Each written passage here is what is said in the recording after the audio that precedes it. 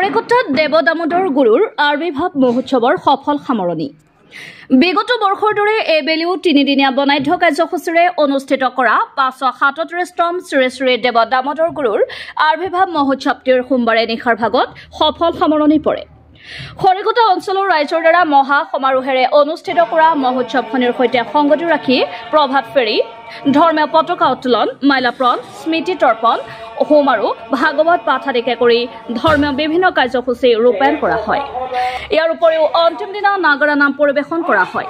উল্লেখযোগ্য যে এই মহোৎসৱখনি সুচাৰুৰূপে পৰিচালনা কৰাৰ বাবে টুবুল ডেকাক সভাপতি, ত্ৰৈলোক্য ডেকাক কাৰ্যকৰী, জগদীশ ডেকাক উপ সভাপতি আৰু সম্পাদক, দীপজ্যোতি ডেকাৰ সফল পৰিচালনাত দেৱ দামোদৰ গুৰুৰ আবিৰ্ভাৱ মহোৎসৱৰ সফল সামৰণি ঘটে।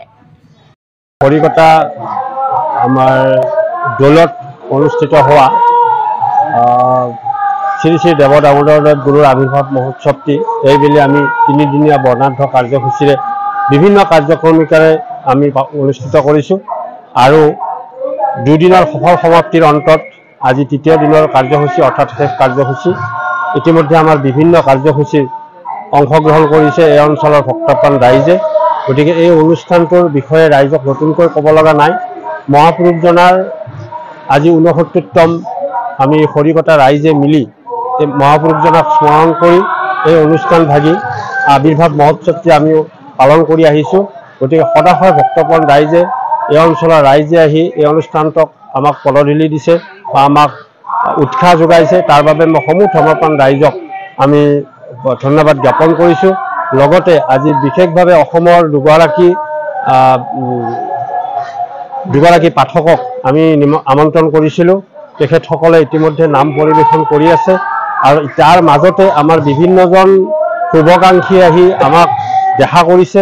ইতিমধ্যে আমাৰ ডক্টৰ সৌৰভ ডেকা ডাঙৰীয়াই বন্তি প্ৰজ্বলন কাৰ্যসূচী তেখেতে ৰূপায়ণ কৰিছে। গতিকে তেখেতকো আমি ধন্যবাদ জ্ঞাপন কৰিছোঁ।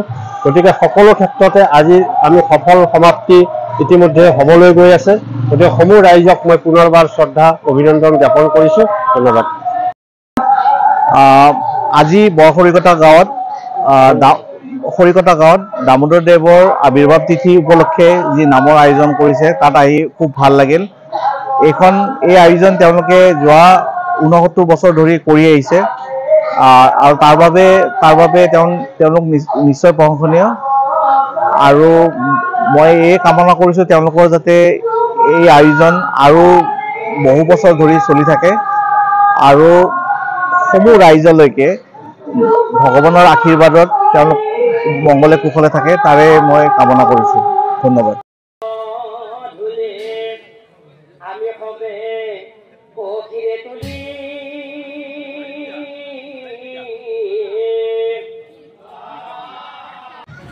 বাইহাটা চাৰিআলিৰ পৰা সৌৰভ দাসৰ ৰিপৰ্ট, আছাম লোকেল নিউজ।